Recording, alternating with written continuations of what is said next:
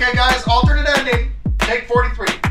With so many movies on the net and TV, it's kind of hard being up and film savvy. Do you catch a show while you're on the go?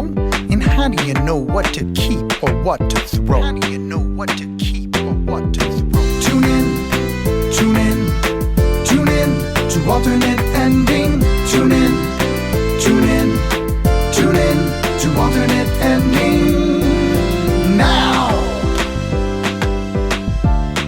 please give a warm welcome to the hosts of Alternate Ending. Welcome to Alternating. We're discovering good movies, one bad movie at a time. I'm film school dropout Robert Jarsinski. Across from me is our casual moviegoer Carrie Jarsinski and our very own critic in residence Tim Brayton. With 35 years having passed, is that right? 35 years. Since the last Blade Runner and Blade Runner 2049. And here's the problem. I just had a placeholder in here like racking it up in theaters. Unfortunately, that's not the case. It's slicing its way. It is going to lose people lots of money. Yes. Slicing its way into theaters. Replicating its way. Ooh. Replicating its way over the last few weeks. We're looking at a spoiler alert this episode. But first, Carrie, you got an interesting care package in the mail over the weekend here. I thought you wouldn't mind talking a little bit about that. Yeah, I'm very appreciative. If you're listening right now, to the man or woman who sent me some fan mail. Mm-hmm. Our first bit of fan mail. We like fan mail. Yeah, at least first for Carrie and I. I think, yes. Tim, you've received maybe some. Not physical mail. Okay. And I would be honest and say that if someone went to the effort of scrounging up my mailing address and sent me fan mail, I would find that to be a choice they made. Mm-hmm. And I would find that calling the cops would be a choice that I would make. I'm going to tell you why I'm not concerned. So for those that are listening, very kind note, unless you're a weirdo. But if you're not a weirdo, thank you for the note. It says, Carrie, these are for you. Thanks for a great podcast. XOXO. Your biggest fan. Yeah. And the these that you mentioned, what are the these? The these? These are for you. I don't know. I think... are they small hats? I don't know. They do look like those little straw hats that stereotypical Chinese characters wear in 40s cartoons. I think that's what they are. They're kind of nice. With tassels. I think maybe it's like a bookmark, maybe. Fortunately for me, I'm going to say fortunately, they're not that. In fact, I think it was quite a few. One of our first episodes with Tim, and when we started doing Amazon purchases, we saw some nipple tassels procured. I don't think that's what these are. Those would be nipple tassels. I don't want them to be nipple tassels. Yeah. Imagine what you want. So you were sent fan mail. That's more weird now that you're saying that, yeah. So I'm going to back it up. Still not concerned, and here's why. I did some analyses of the card, and if you'll note, this is a bulk thank you note. This isn't like a purchase at a card. Like no man. Oh, so they didn't take the time. They didn't take the time. So it's someone who sends out nipple tassels to all of their favorite podcasters. No, I think this has to be a person that has some sort of spouse that buys bulk cards. Okay, for sure. I will continue hearing out the reason you're not concerned. So that's the other at the moment, I'm like ready to start You're still concerned. your house. You're going to start sleeping outside the door. I think they'd be threatened by you. And then also, note the pink writing, pink pen. Also cause for like, this person probably has children and or somebody who likes pink, right? Or to soften the fact that it's really creepy. It could be...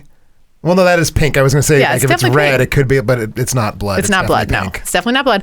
And then lastly, I checked it for spatter, and I didn't find anything. Came up clear. So... I mean...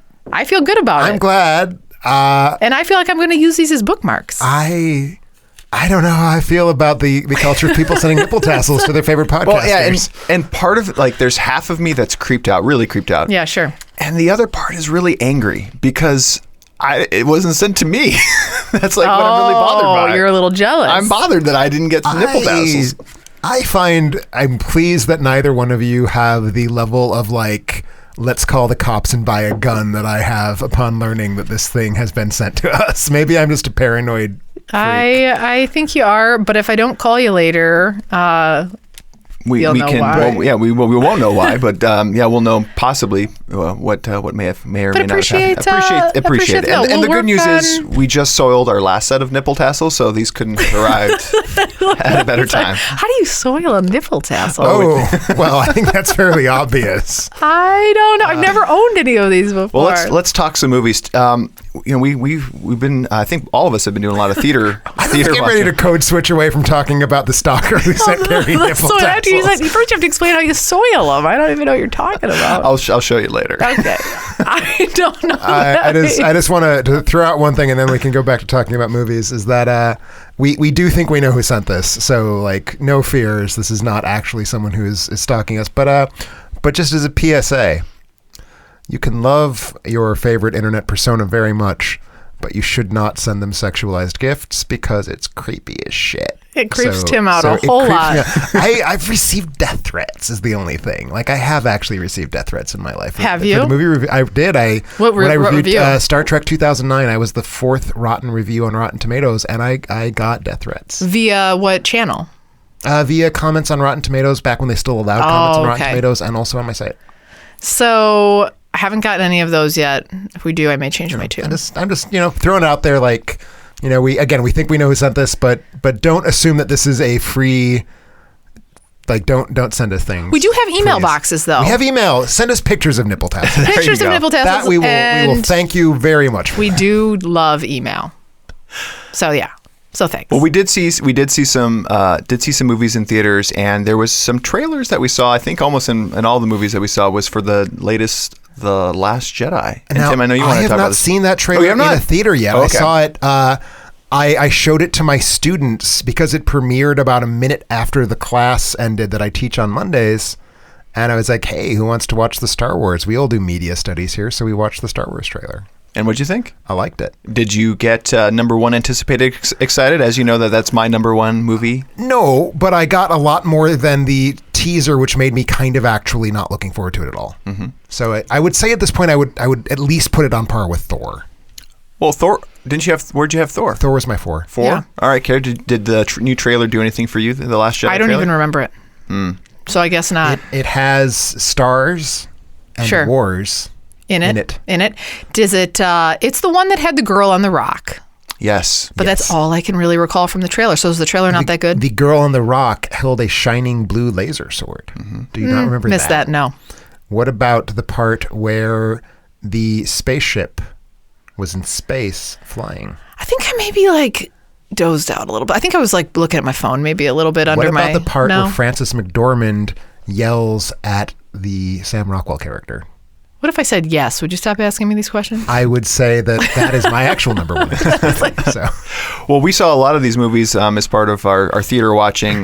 So let's dive into worth mentioning. What is the worth mentioning segment of the movies we've seen since the last episode? Which are the ones we want to talk about most? They could be great movies. They could be terrible. We share them either way. Carrie, you and I went to go see a movie in theater. We saw The Mountain Between Us. We did. Which was on my top 5 anticipated. No, that was your number, what? 4, it was 2. 3? It was your 2? It was number 2. I was very anticipating it. It was your 2. That's right. Yes. Okay. Very much in anticipation. We went to go see it. Do you want me to talk about it? Yeah, talk about it. So, Rob and I haven't talked about it yet. I know. I'm not going to spoil anything. Is there, in fact, a mountain between them? Yeah. Is that a spoiler? Right. I mean, if it's a spoiler, the filmmakers did a crappy job of hiding it. I'm hiding it. So, the concern I have about spoiling this movie is I feel like me telling you how much I love this movie and how much I've thought about it afterwards is probably already a spoiler. Well, it tells me that it probably does not end with Kate Winslet dying and Idris Elba cannibalizing her, which is what I hoped for. That's not your speed, though. You say, I don't know. You would have loved it if Winslet cannibalized Elba. I don't know if you would have loved it the other way around. I'm not saying anything. So, but I will say it was directed by Hani Abu Assad. I don't know if that's... Oh, yeah. He...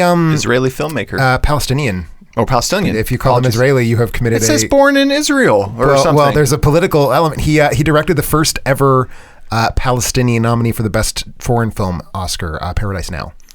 So... I will trust you on that. Boom. You sound informed. Yeah, I was let's double... I mean, I'm pretty sure he directed Paradise Now. I feel more confident. No, he did. With you saying that, yeah. I know that Paradise Now was the first Palestinian Best Foreign Oscar nominee.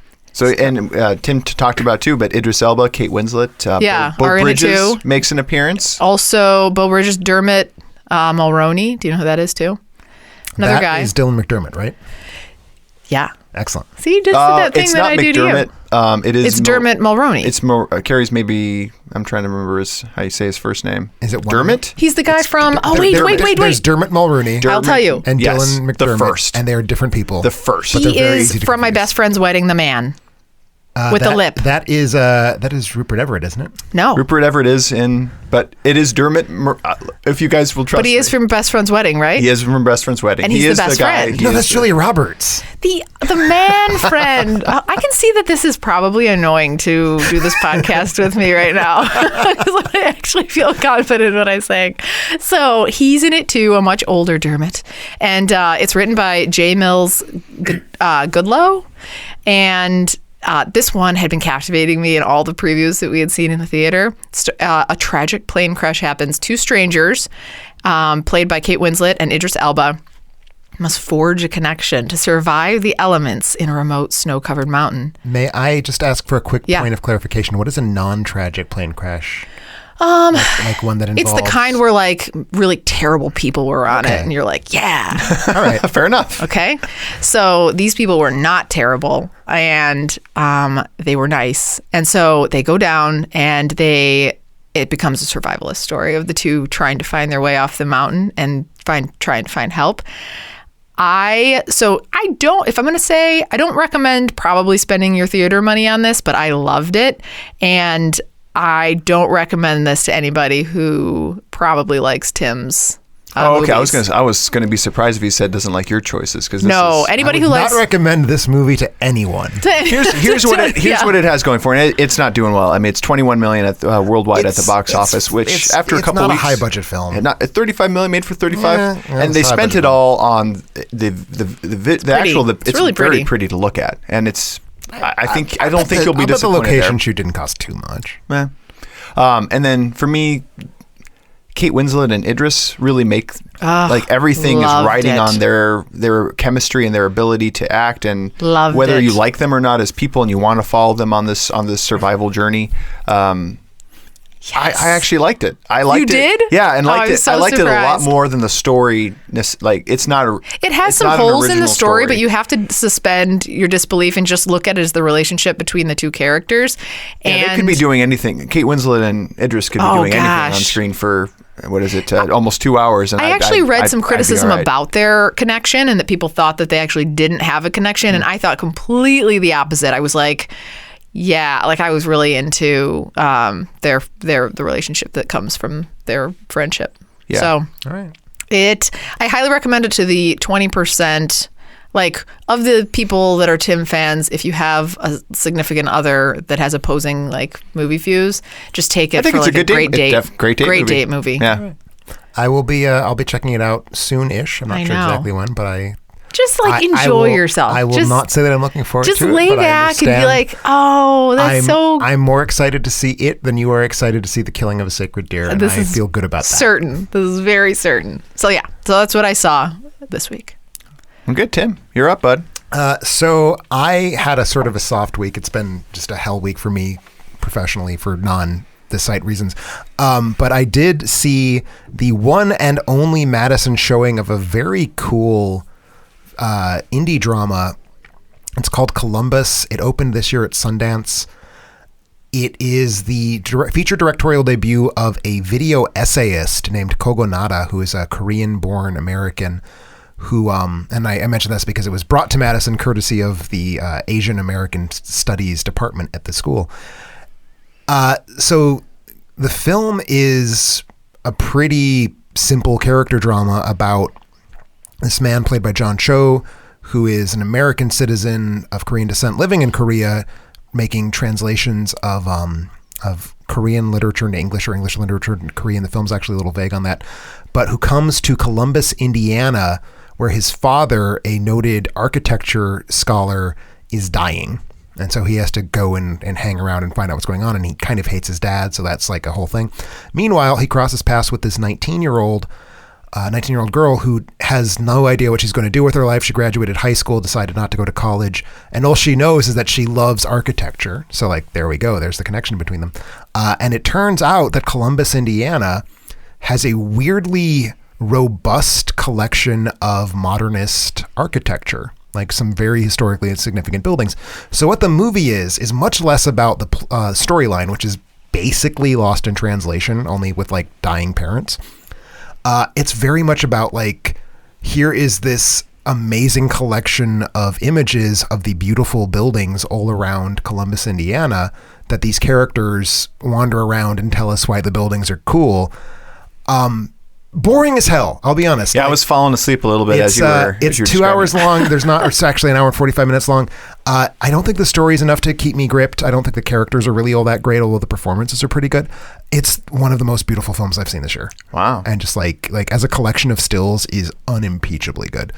So I liked it a lot. I don't know that I could, in faith, recommend anybody seeing it, but I think if you want to just watch some pretty backgrounds for a while, it's totally worth it.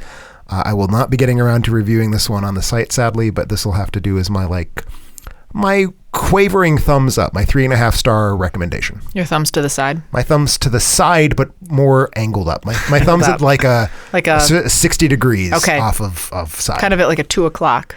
Yeah. Okay. 2 o'clock. My thumbs at 2. Okay. I can feel that. Well, I didn't have a chance to watch anything beyond. We were doing all of our Blade Runner prep, so that's it. That's all we have for worth mentioning. Remember, you can find more details. Boo. I know, boo me. Remember, you can find more details about all the movies we've watched at our website, alternateending.com. That's alternateending.com. Before we head to our break, you might be wondering about ways to support the show. You may want to make us watch a movie, have Tim write a review, pick your own episode topic. You can do it all from our Patreon page. We still only have a few rewards left, so be sure to get out there and check them out and subscribe. We're going to be revamping that hopefully soon, providing some unique rewards to Patreons.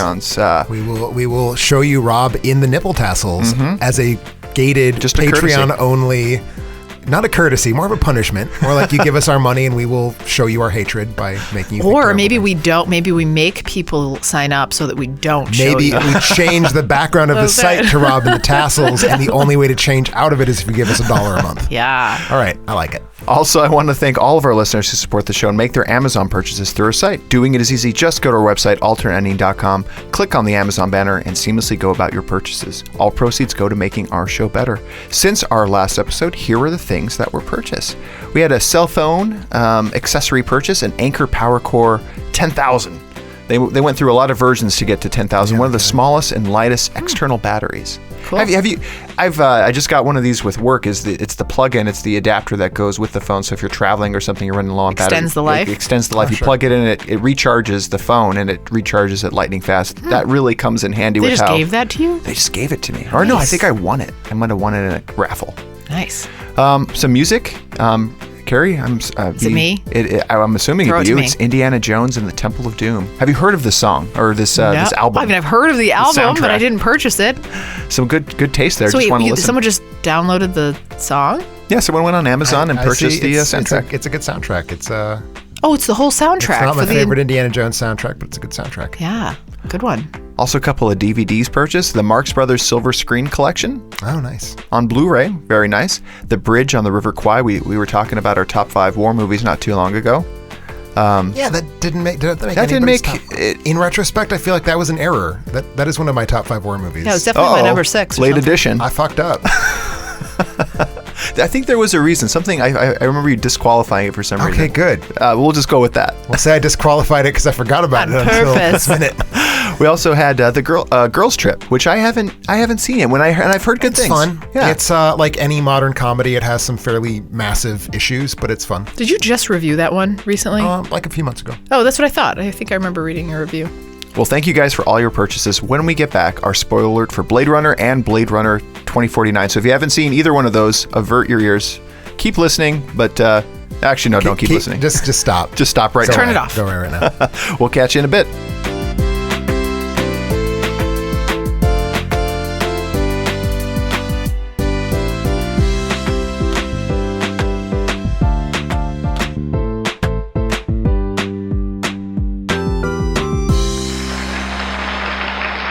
Welcome back to Alternate Ending, where to celebrate the recent release of the very long awaited sequel, Blade Runner 2049, we're going to spend a little while talking about all things Blade Runner from 1982 to present.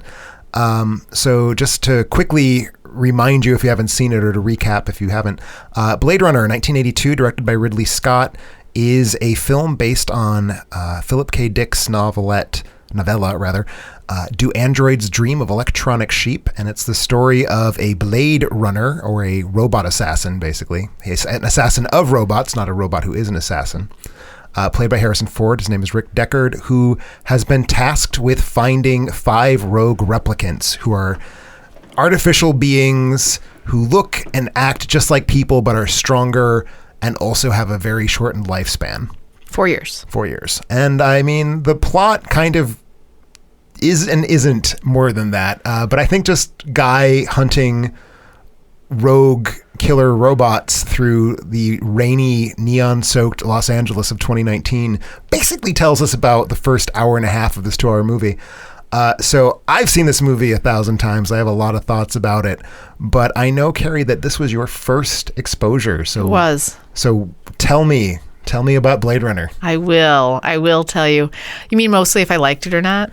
I mean, whatever you want to say about the best movie ever made. Oh, how much did you like it? So it's sarcasm or no? I mean, that was sarcasm. I love a movie, but I know. I don't know if you did. So yeah. So this one for me, highly anticipated. Another reason to turn it off if this is your favorite movie of all time. I had trouble getting through this one, and I knew, I know. So here's the thing about it. I wanted to love it. So when you guys were like, you're going to love Alien, Carrie, when I hadn't seen that, I was like, yeah, maybe I wanted to love it. And then when I did, I was like, yes, like I was really excited. Getting through this one was a little tough for me. It had a lot of challenges of things that I'm not a fan of. So like this had the same components of when you guys made me watch Ghost in the Shell that I didn't like. Oh, it's very much like Ghost in the Shell. I didn't like that. Ghost in the Shell's totally drawing from It's Blade like that weird sci-fi. It's not just sci-fi. It's heavy philosophy. It's philosophy built in. It's heavy sci-fi. Yeah. Yeah, and philosophy. Also was excited because this is like prime Harrison Ford. This is like Harrison Ford. This is in between Empire Strikes Back and Return of the Jedi era Harrison Ford. This is in between year after Raiders of the Lost Ark. It is, but before Temple of Doom, like prime. His character in this movie, what I wasn't particularly fond of. I kind of thought he was a bit of a wad. Yes, I don't know. He is. Yeah. That is very much the point, I would say. Yeah, so then he didn't pull it in for me either. So I was like hoping I was going to love him. It started off and I'm like, yes, I'm going to be into this. I wasn't into that. So for me, I guess I'll just start off by saying, because I know we're going to get into the plot a little bit more, but this one was a no-go for me. Oh, I wonder, Tim. So this is the first time Carrie and I both watched your copy. Thank you, of the final cut version. I understand there's 7 different versions of this. Are there 7? I've heard there's like 7. There's 3 main versions. There's the theatrical cut from 1982. There was a director's cut from 1992, and then there's the final cut from 2000 and something 7, I think. That is largely the same as the director's cut, but with more polished visual effects. I saw one with a voiceover originally growing up. That is the theatrical cut. Okay, so that's the one I'm familiar with. Seeing the final cut with its changes and no voiceover, and then putting myself into Carrie's shoes. We saw this separately. It was a little slow, and I was trying to think about it from a casual moviegoer's perspective, which I still consider myself more on that end. I would have had trouble following it. Maybe a little bit. Oh, no, I was fine following you were fine it. following nope, like everything I didn't that was have. going on? So I got it you're all. telling So us it's that just you me. think your wife is dumb. Yeah. I realize now that is how it probably That sounds. implies that. Like, Carrie, I get that you probably watched this and you were like, why are these colors and lights on the screen? Is that really a person in my That's TV box? really- Or is this like an image? The studio Yeah, felt thanks, that way jerk. about the majority of people watching this too, which is why they forced Harrison Ford to. Studios think that a lot of movies are confusing that are in no way, shape, or form confusing. Blade Runner is slightly I confusing. felt completely confident on what was going on in You this. feel confident in the storyline? I just didn't like the storyline. There was no character that I was drawn into liking for. What about the Rutger Hauer? Rutger Hauer. So I was just going to say, other than him and actually the other one, Daryl Hannah's character, characters that I like. So I'll get into this more. I thought maybe I was the only one that liked Rutger Hauer, but that's a thing. Other people like him too. That's a thing. I have written down here Rutger Hauer, awesome. That's I had him and Daryl Hannah's character awesome. So I guess I wasn't sure if we were meant to like them more than Harrison Ford's character. So there's a long-standing theme in sci-fi, literary sci-fi. It's almost a cliche, honestly. And like in 1982, this was not like a fresh idea. That when human beings create artificial life and artificial intelligence, have we created something superior to ourselves, not just in terms of like being durable, which very clearly they are, have we created beings that are wiser and more morally appropriate than we are? And basically, have we created our own replacements? And Blade Runner very much takes place in that tradition. So I would say part of the point of the thing, and we'll get into the very contentious issue of what I'm about to imply, you've got this human character played by Harrison Ford, who's a dipshit, not very nice, and, you know, genuinely like a kind of crappy person, who does nothing really. Like the entire film, he shoots a woman in the back and then watches as another person dies. And that's like the extent to which he's a detective. And you then have these artificial beings who are full of very rich philosophical ideas and who have experienced true beauty and try to express that, but die. Yeah. So I mean, that to me is the point. The point is that Roy Batty, the Rutger Hauer character, is better than Harrison Ford, like morally better, philosophically Completely. better, just a more appealing being. And that's, you know, Harrison's arc really at the end is I think Hauer imbuing him that with that knowledge of like making him second guess his own value systems and things like that too. And so visually the movie is, oh good lord, is the design of this movie. This is one of the definitive pieces of production design in ever, and still holds up really nice. Even on our screen down here, I don't know what you thought from a visual perspective. Yeah, it was fine. Was it impressive? Did it stand up? Were you amazed as how? It didn't stand up as much to me as like I was more impressed with like aliens, like with the ship and all that kind of stuff. I was more impressed with like the features in that than I was. The scope was bigger here, obviously, than Alien. Just designing an entire city, filling it with people, making it feel real and lived in. I got that sense dirty, like very dirty. A dirty, cloudy. Yeah, it felt like a real place. And a thing to keep in mind about the design of Blade Runner is when it came out in 1982, the United States was in a downward ebb. Like we just come out of the really rough economic downturn of the 70s. And at that point in time, there was some real question of, is the U.S. going to cease to be a world power? And I think one of the things animating Blade Runner is this idea that at some point we are going to take a cultural second place to the East Asian cultures, especially in Blade Runner, Japan. So I think that's what's driving a lot of what you're seeing, is that it's Los Angeles gone to seed and trying to patch up over the holes in its like infrastructure with these imported Japanese design touches. And I think that's a lot of what's going on in the production design of that movie.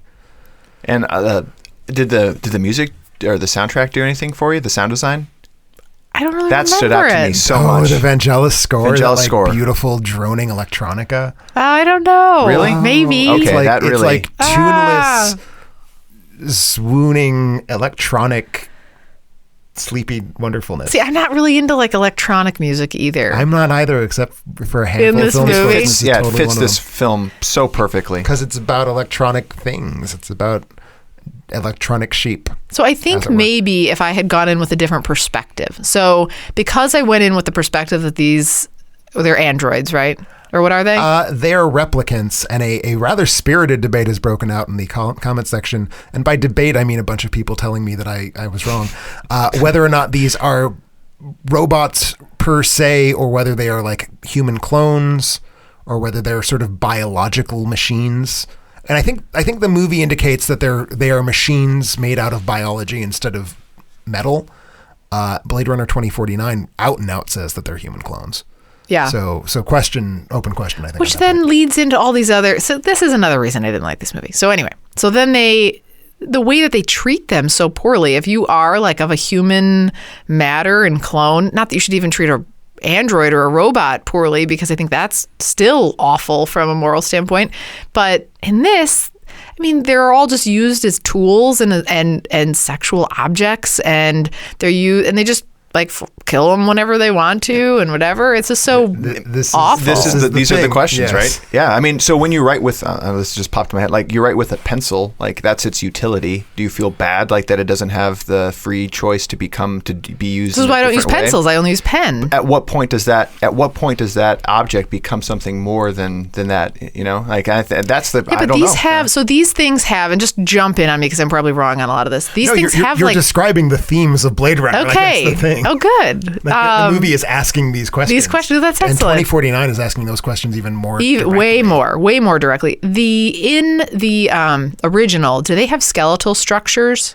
That is not indicated. It's not indicated. We don't know. Like, because when you're saying it's made of biological matter, like they shoot them and they bleed. You know, like you see that, and I think, yeah, how the only indicating difference, like how he knows, is these eyes, right? Mm-hmm. So they're eyeballs. And in the original, they have like this a cast to them, kind of a glow. Right. And then in the first one, that's how Harrison Ford kind of knows that it's a replicant. It's never been entirely clear to me how the Voight-Kampff test actually reveals if someone is a replicant or not. Yeah, I mean, at least you know as a viewer who a replicant is, which I liked. Which they we'll get to this later, but they don't do that in the newest release or the sequel. But I struggled with the idea that these people are actually better than you. So these are the people that are built to be kind. They're helpers. Mm-hmm. They're service people.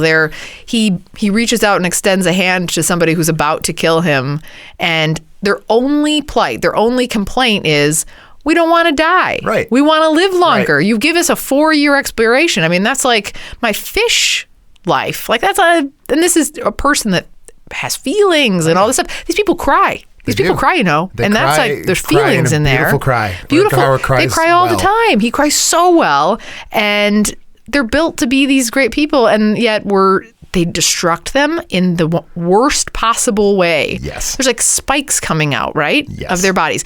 What a jerk created that, you know? Well, we meet the jerk who created them. Yeah, he was a real jerk. I was kind of glad his eyeballs got poked out. So you brought up some interesting things, and I don't know if...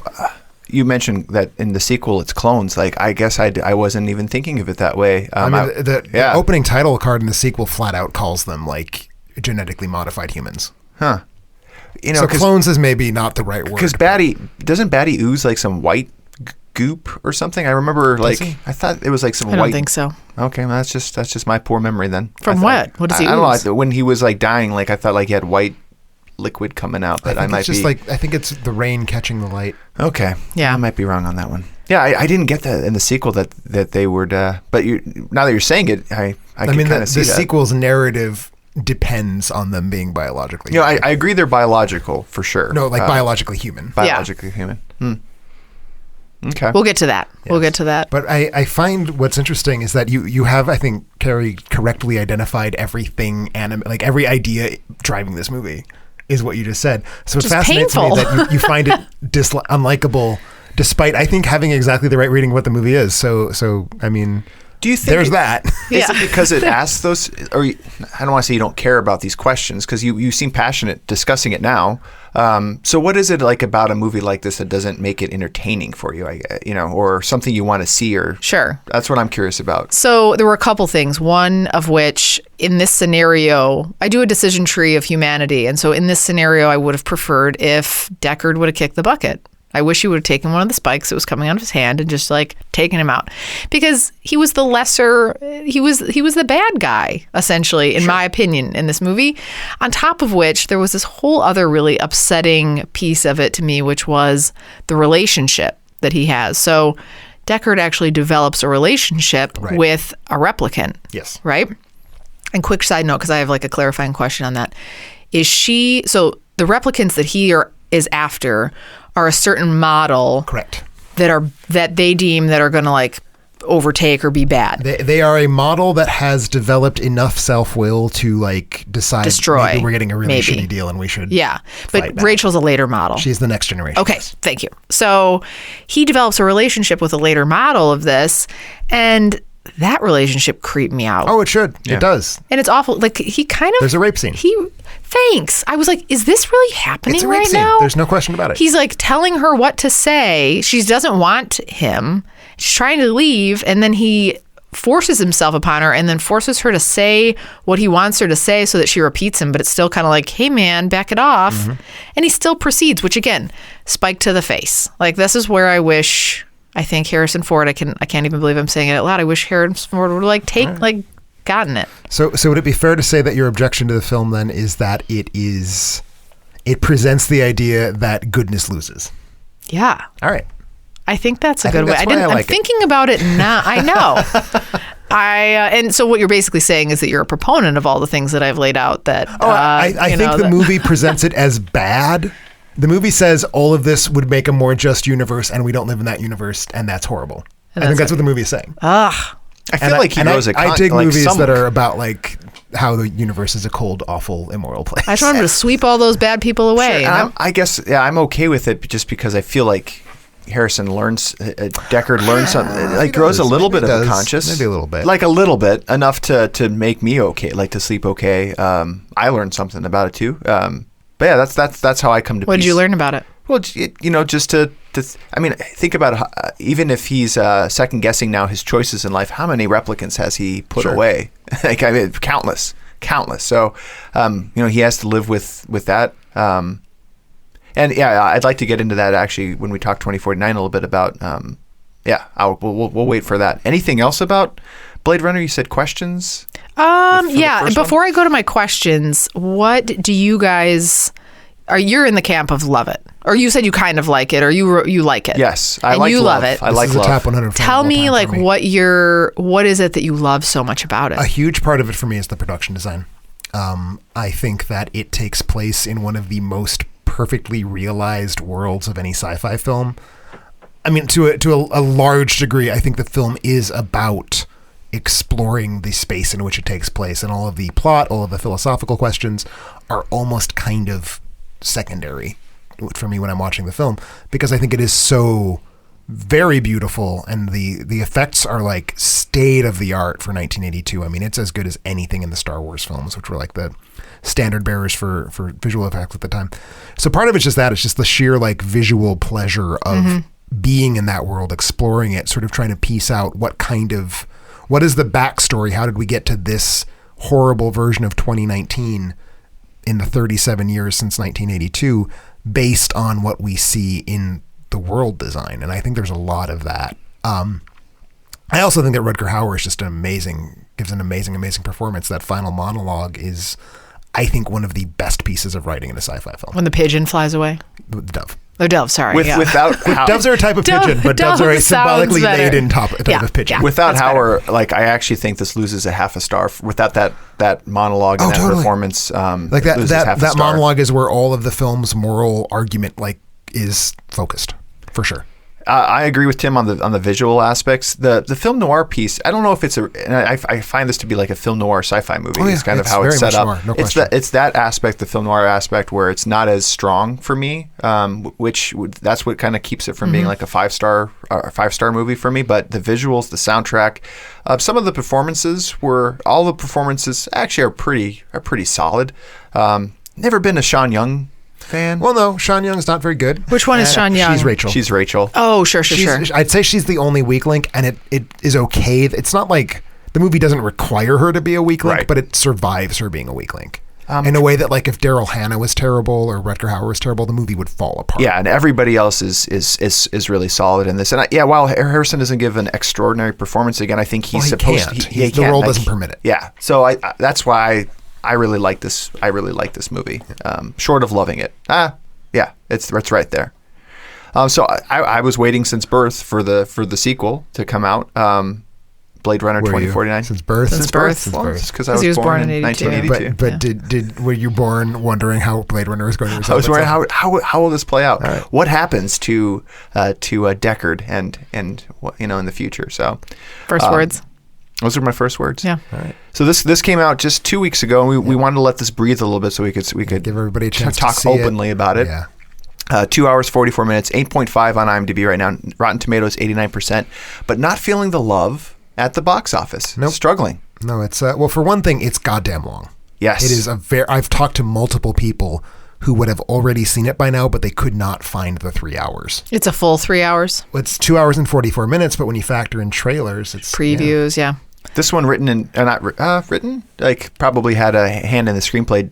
You do the name. I mess it up. Well, I don't think Denis Villeneuve wrote Villeneuve. it. I think he just directed Just it. directed Maybe it. he had something to do with the screenplay. I know Hampton Fancher co-wrote the screenplay. He did wrote the original one. Yeah, he wrote both. So this one stars Ryan Gosling, Ana de Armas, Jared Leto, Robin Wright, Dave Bautista, Sylvia Hoeks. There's a lot of great supporting cast in this film as well. The story kind of picks up as a young Blade Runner discovers a long buried secret to track, and then is required to track down a former Blade Runner, which that's what the synopsis says. I feel like that's until the third. I mean, the third part of the movie. Well, the whole thing. Spoiler alert. So we can talk about this. Also, it happens in the first 20 minutes, so it's hardly a spoiler alert. He discovers Rachel's bones and determines that she had a baby, and that she probably had that baby by Deckard. And she was a replicant. She was a replicant. And of course, maybe Deckard was a replicant. That's been a question that Ridley Scott has tried really hard to raise over the objection of the screenwriters and Harrison Ford. Raises it again in this movie without resolving it. So that's kind of irritating as hell. So that's what I was going to say was, like, there's this presumption that Deckard is a replicant, but it still wasn't clear to me. Oh no, the movie goes out of its way to not clarify it. Right. It's like Jared Leto in his frankly god-awful performance is like... So maybe you were blind? made.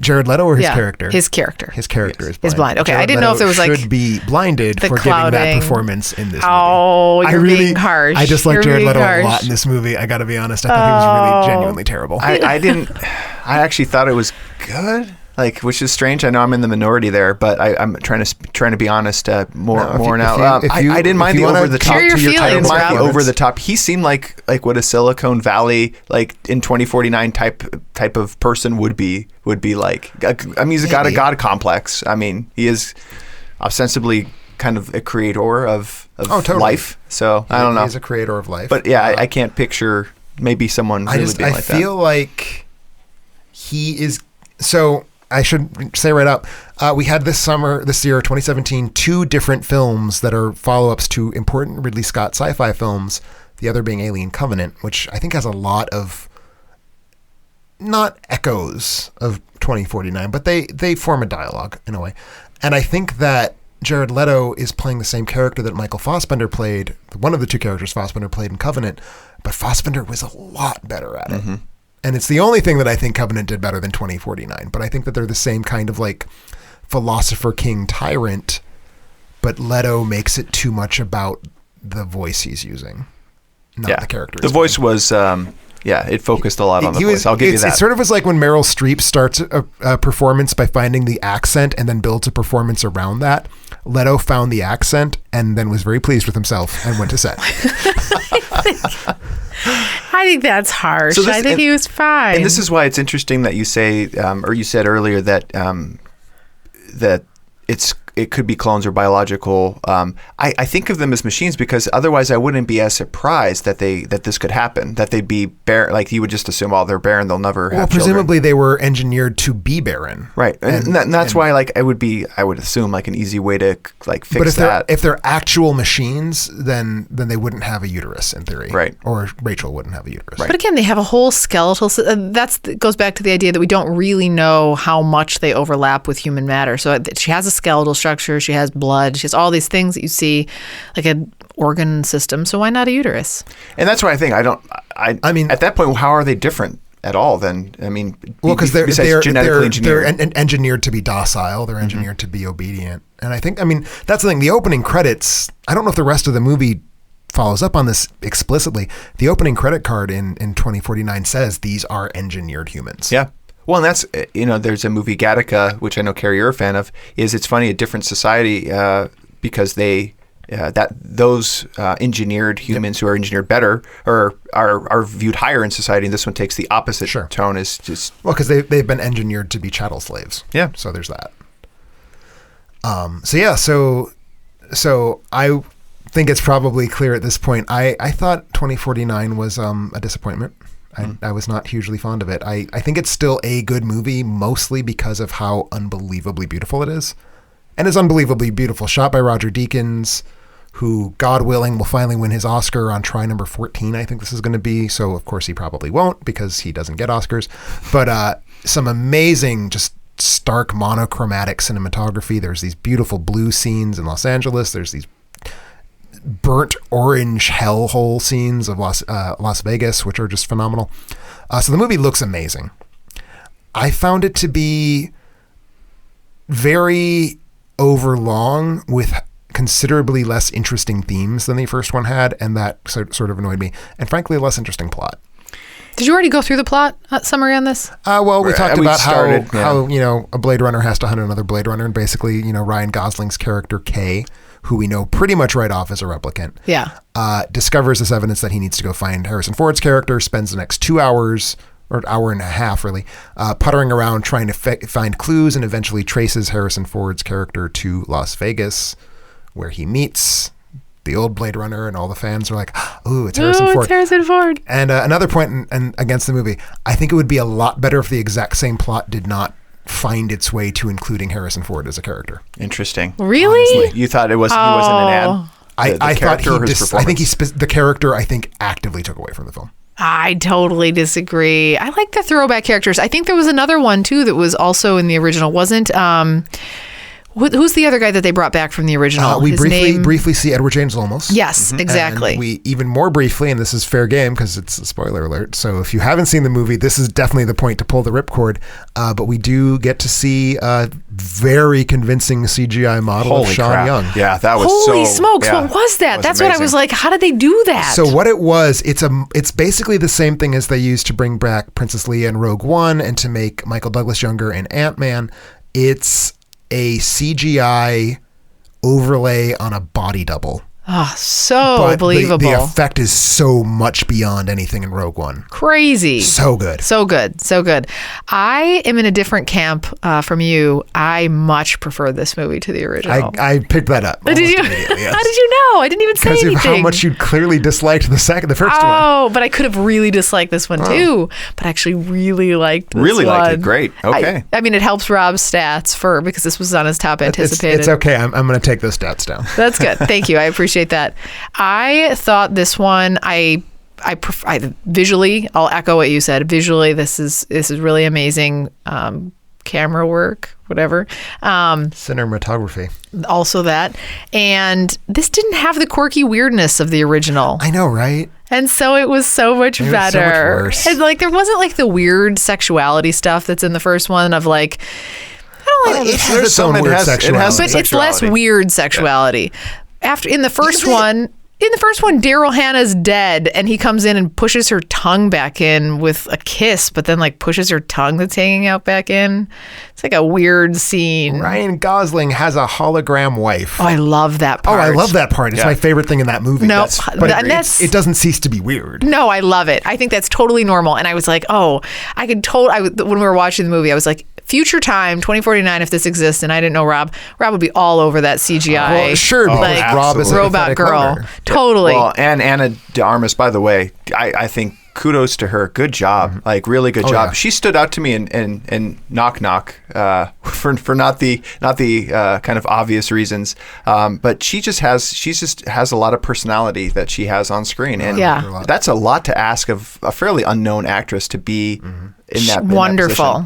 She did a wonderful really great job. And I think she did an amazing job of sort of never really cluing us into, is this character self-aware or is she just responding to Ryan Gosling's prompts? I thought it was amazing. She did. And so I wish there'd been more grappling. There was a lot of her, though. There's a lot of her. A lot of her. The movie doesn't deal with the ramifications of so her. I think that it kind of does. So here, I don't know if you caught this part, but so he's struggling a little bit with the idea of, he clearly loves this. He has an artificial intelligence AI woman who's very beautiful and who very clearly it comes off as though she loves him too, very much cares for him, very much shares emotional responses with him. They share a life together, and then as the movie goes on, and he encounters essentially what you find in other AI movies, where she's also like on billboards outside because anyone can purchase the same exact woman. And there's a scene in the movie where she says, "Oh, you deserve a better name than the name just Kay. Like you're a man that needs a name." And so she says, "I'm going to call you Joe." And so she gives him the name Joe. And then much later in the movie, when he encounters this like-looking figure to her in just outside in the rain, she comes down to, and this figure comes down to him and says, "Hey Joe," to him. Oh yeah, no, I totally caught that. Did you? And it was like, this is clearly a nod back to like, she is that's AI, the part right? that I like too. I wanted more of that. Like Yeah. that scene, I mean, in addition to being probably the prettiest scene in the movie. Oh, because of yeah. the beautiful pink lighting. Probably my favorite Or single the scene in nude- the film. the nude woman. Because of all the nudity. I was just whacking it in the theater. Ushers asked me to leave. I didn't. Got into He a big did. fight. It got strange. I agree. I was in prison for the last 2 days. Those are whole the thing. aspects, which is funny. You said you were busy. That Tim, Anyway. you like this because I know you didn't like. It's not that you didn't like it, but you weren't super fond of her. Well, to me, her is a very trivial version of this theme, and Blade Runner, even in its like not digging in as much, is much more invested in like figuring out what that theme would. Can you imagine the complexity that Ryan Gosling's character has, Kay or Joe, has to deal with if he's dealing with so much, and Ryan Gosling's performance, which is it's just nothing, but it's subtle, but it's like it's the right kind of nothing. Agreed. It's good See? nothing. Yeah, I really enjoyed this too. I like it a notch better than Blade Runner, although I will say, son of a bitch. I like it on the same. I wish it was shorter. It was long. It's too long. and I think it speaks to why over 60% of the audience is male, and over 70% of the audience coming out of the box office is on over 25. It struggles with the young audience in particular. The young people who came out of our screening Young of this people like long movies. said it was boring. That's Fuck what young that's people. what, Young that's what they people were suck. saying. Like I It's heard not four boring. people, boring. four people say the same thing, and it was not boring to me. It is to me, it is too long, and I like wish it were shorter, but it was not like it was too long because I was like, my God, when will this movie end? It was too long because it was just too much stuff. Yeah. But there's it's full of stuff. If I'm being picky, what the original Blade Runner had over this one from a visual perspective, it was, despite the beauty and grandeur of 2049's production design, it didn't have the lived-in or populated feel. Like No. I was like, where are all these people? Like I don't know where they are. Like Blade Runner 1982 has, I think, a very clear sense that there is a very large world and we are seeing a very tiny portion of it. It feels like in 2049 we're seeing all of a relatively small world, I would say. Yeah, and the thing that works for me, which it spells things out a lot more for It the does. audience, which I know that probably detracts for It you, but does. again, for me, I actually kind of preferred, like I Is wasn't this why you guessing dropped as out of much. film school? It's why I dropped out. I just wasn't getting it. You were not I okay just with wasn't getting it. subtlety and beauty. I appreciated some of the things. There were some things where it was too obvious. Karen and I were whispering to each other where it was like obvious plot points, like, I bet he's the son. What was And, that? and then like quickly I was like, nah, that's not gonna. Well, that's the thing. The movie wants you to get ahead of it because Right. then it pulls that kind of not even a little bit useful twist. Right. Where it So turns did out, you- oh no, it's the dream lady. Did you get the twist? Did you know that was the twist? I mean, it seemed so obvious that it was Ryan Gosling that it couldn't be, but I Yeah. didn't really think That's about how it I beyond felt. that. That's how I felt. And then there was a moment where the I should have her name, but the prostitute who's used. Oh yeah. Oh, sure. She looks at the horse and kind of has like I think she said something like, it's in my dream, like where I was like, oh, it's a shared dream now. Well, now everything's. And then I had wondered like why they spent that whole scene, and when Ryan Gosling goes to the dream makers, I was like, this is what are they? Why are we spending 20 minutes here? Like I didn't quite understand who this, why they're setting up this person who.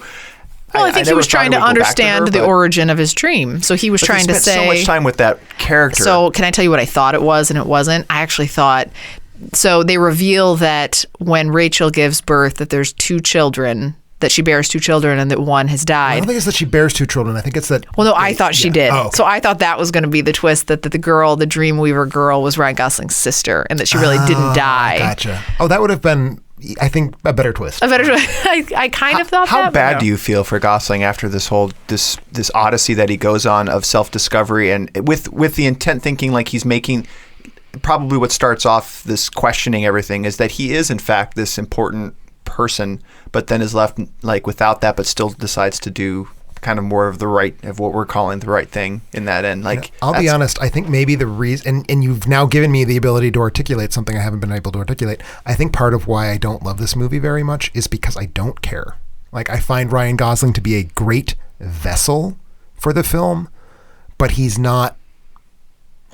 I'm not invested in him as a character or as in a character arc. Well, once he was not the chosen one, I actually started caring a little bit less too. And the movie, that was like one of the first times where the movie actually kind of went away from him a little bit, where it was like one of the scenes where he's not even present on screen. Otherwise, we're with him the whole way. Right. And I do think the movie it takes its damn sweet time getting to Harrison Ford, but once it's gotten to him, it wants him to be the protagonist, and it finds the fastest, most graceful way possible to get rid of Gosling, kind of. I mean, he's around, but I do think that the movie really prefers that it's about Harrison Ford, and that makes me feel like Gosling's arc is a little bit less interesting too. You're convincing me more that Harrison may have been may detract. He's, a bit. I mean, I get why he's in there. I feel like the movie becomes too much about the mythology of Blade Runner and not as much about like the setting and the individual philosophies of this film. Yeah. And I don't think the mythology of Blade Runner is that interesting, really. I'm all more about the hypocrisy of what Ryan Gosling does for a living, who he is, and then how he lives his life, all being in conflict. And I think the movie thinks that it's about that when it gets to like the replicant resistance, which is a plot line that did not work for me at all. But I think, which one was that? What part was that? Like all the other replicants, including Hayamabis. Oh God, what's her name? Anyway, yeah, Hayamabis. Like the woman with the missing eye. Oh, like, sure. That whole thing. Oh, the yes. Resistance. And like, to me, that was a weird.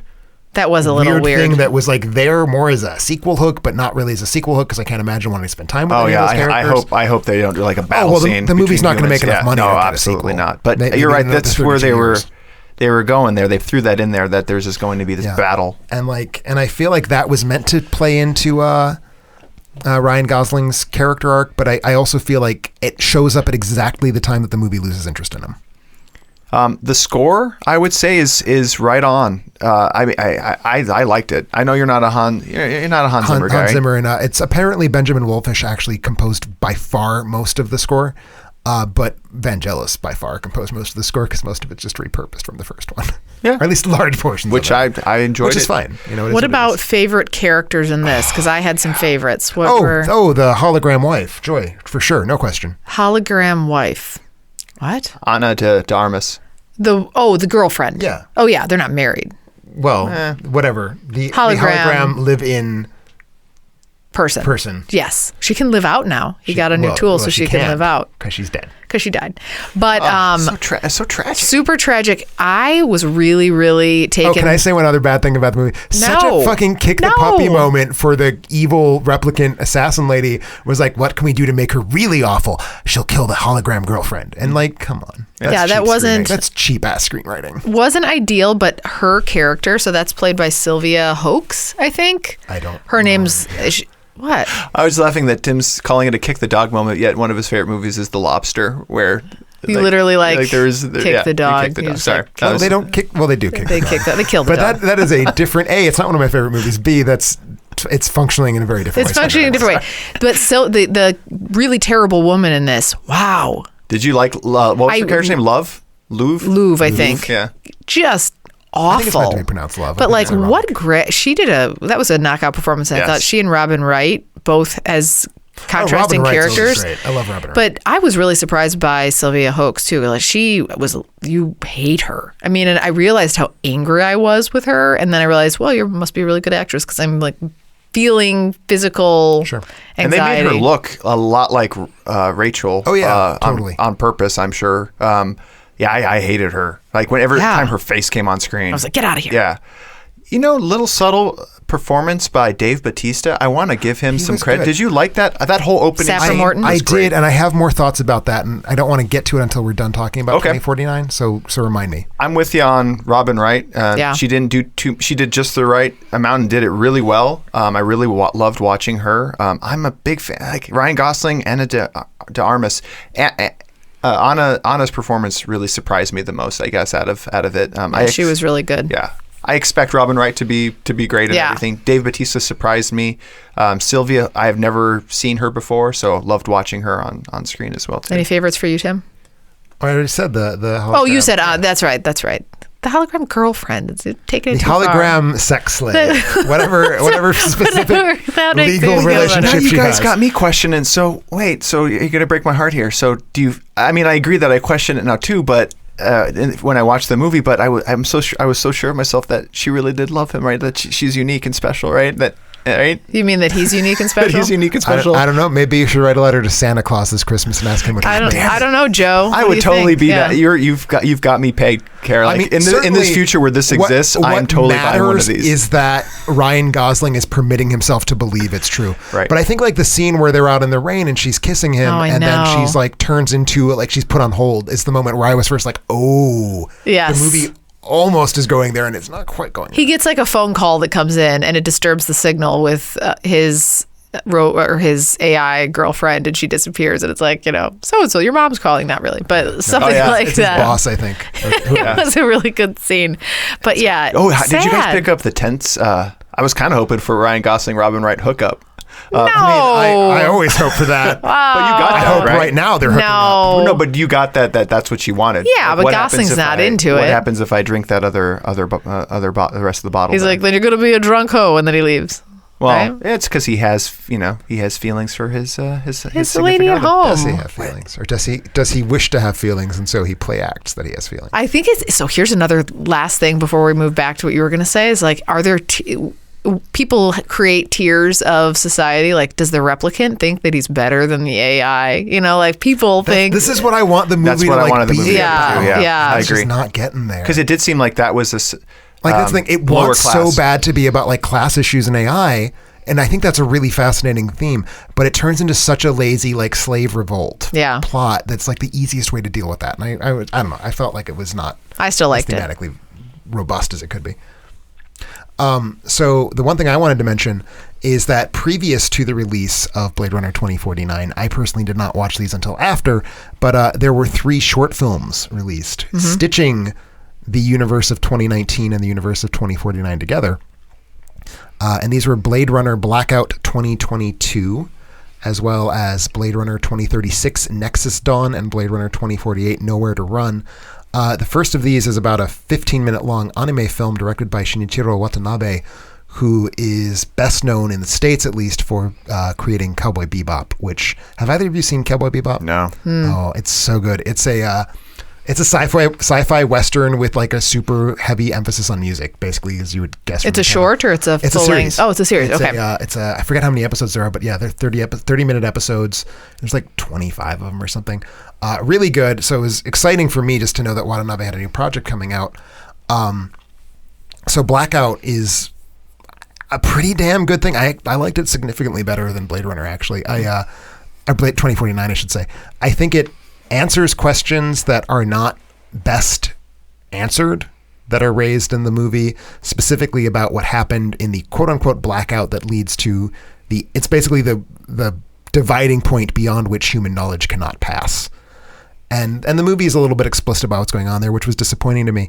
But as a piece of animation, it's just this really incredible, like, mixed media thing where like the flashbacks that take place within it to these replicants' past lives are in these beautiful like pencil sketch sort of form, while the present tense story is in a much more traditional cell animation.